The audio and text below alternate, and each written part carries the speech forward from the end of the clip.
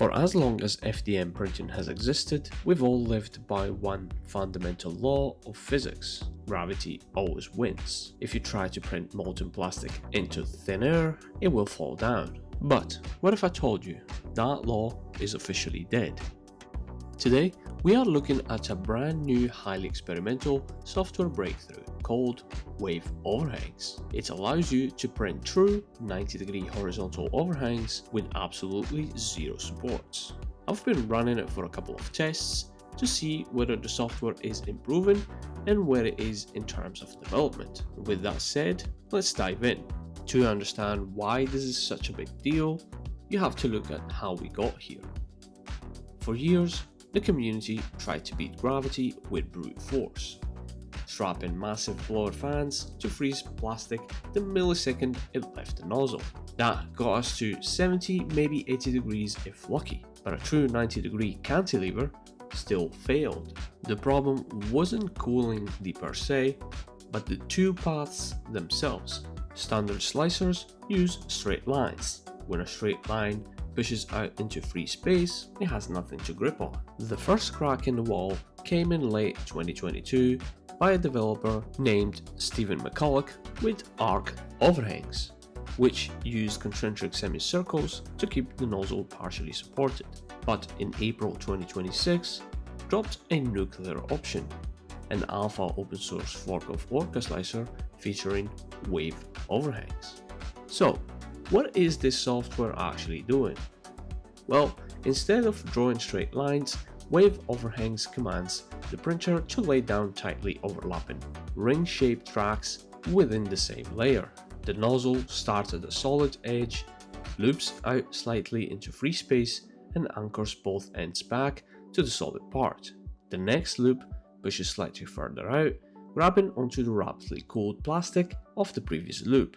Because it grows outward concentrically, gripping onto itself, it becomes entirely self-supporting. But here's the catch. There are no perfect plug-and-play profiles yet. This is bleeding-edge stuff. You have to tune it manually. For materials like PLA here is your best friend, since it can print cooler and cools quickly enough and don't warp as much. ABS and PETG won't work here at all, at least for now. The theory sounds amazing, but does it actually hold up in the real world? I designed a few test pieces to see how it will handle geometry that are more likely to be part of complex designs. Here's a quick time lapse, then we'll look at the results.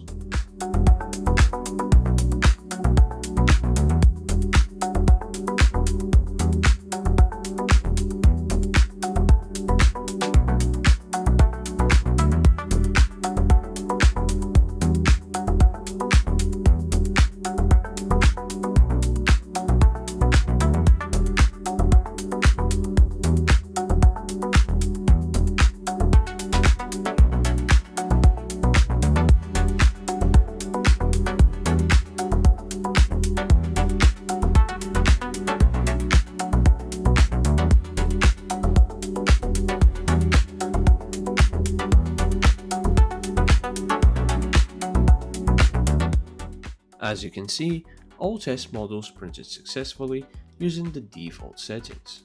There was no failures at all. Test subject number 1 printed very well, although it doesn't look the cleanest, it still managed to print fine. Further tuning is definitely required here. Same goes for test subject number 2 that has a larger overhang area. Quite good for being printed with no support whatsoever. Test subject number 3 also printed very cleanly. This one had a few different overhangs holes with bridging and sections. In some areas it looked like extrusions need to be adjusted, but overall very good. Test subject number 4 is the cleanest of them all. This is a stamp handle I designed for an upcoming video, and although I could have printed it the other way around, I wanted to see how it would handle using Wave Overhangs. So, is the 45-degree rule completely dead? Well, not yet. Maybe for PLA, but it takes a lot of patience to tune, and it's not quite there yet for functional high-temp parts like ABS or nylon, but we are incredibly close. In my honest opinion, this software is quite ready for internal overhang structures in complex designs where the overhang won't be visible. With further tuning, this could actually remove the need for support when it comes to PLA. Wave overhangs isn't just a gimmick, it is a fundamental shift in how slicers think about toolpaths. If you want to try this for yourself, I've linked the Orca Slicer fork in the description down below. Let me know in the comments what insane geometry would you want to print with this. If you learned something new today, hit that like button, subscribe for more bleeding edge 3D printing tech, and I'll see you in the next one.